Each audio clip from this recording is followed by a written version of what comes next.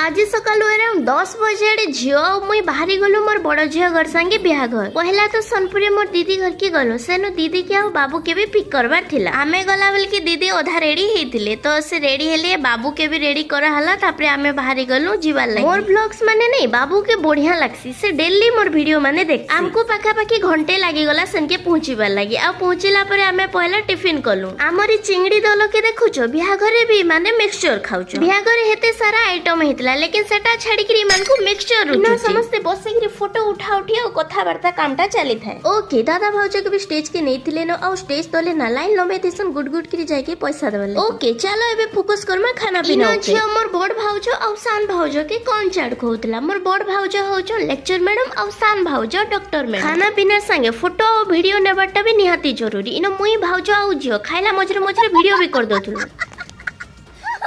भाई content creation एते भी इजी नै से तमे जते बेले फोन धरि के वीडियो करबो सबे देखुतबे भाबुतबे काना ए सब के वीडियो करूची आ सबे सपोर्ट भी नै करन जेते दिन तक तंकु टिके सक्सेस नै मिली छे हेते लागि लोककर कथा के इग्नोर करके मेहनत करो मेहनत केबे बेकार नै जाय बेसी टिके भाषण दे देली न नै छाड़ तमे हमर बाबूर डांस ऊपर टिके फोकस करो